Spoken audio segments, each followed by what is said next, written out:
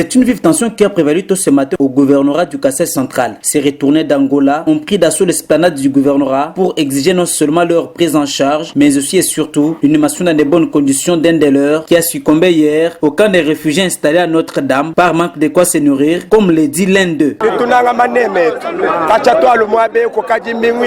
Nous venons revendiquer notre droit.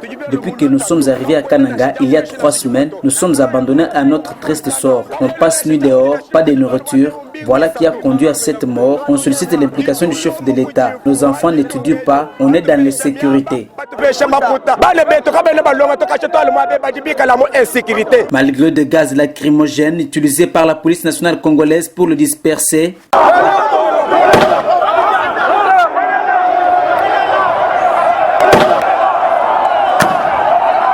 ces femmes et enfants, jeunes et vieux, ont persisté et réclament.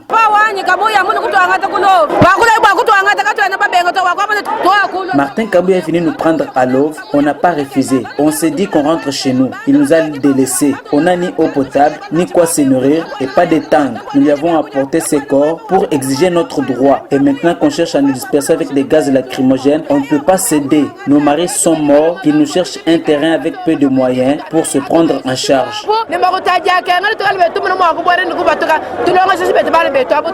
Toujours dans la foulée, une dame d'une quarantaine révolue a piqué une crise qui lui a conduit à l'hôpital. Les observateurs et citoyens de la ville de Kananga expriment leur indignation du fait que l'autorité provinciale n'est pas sensible aux cris de détresse. Ce sont des événements tristes. Nous avons beaucoup salué l'avènement de son Excellence Félix Tshisekedi à la tête de la nation. Mais fort malheureusement, ce que nous retrouvons dans la province, c'est qu'il est mal représenté dans la province. Les gouverneurs que nous avons ne se soucient jamais pour les biens sociaux de la population. Nous avons nos compatriotes qu'on a fait déplacer de l'Angola. Ils sont arrivés. Présentement, nous les voyons sur le building du bâtiment administratif. Ils ont fait passer à peu près 3 semaines dehors sans manger. C'est ainsi qu'aujourd'hui, nous les voyons devant les bâtiments administratifs en train de réclamer une assistance sociale. Nous avons trouvé que le gouvernement provincial nous a démontré ses limites. Alors que le premier groupe de retournés d'Angola est en difficulté sans précédent, un autre groupe est arrivé à Kananga ce matin et la situation risque de devenir plus catastrophique si le gouvernement central et le système des Nations Unies ne s'impliquent.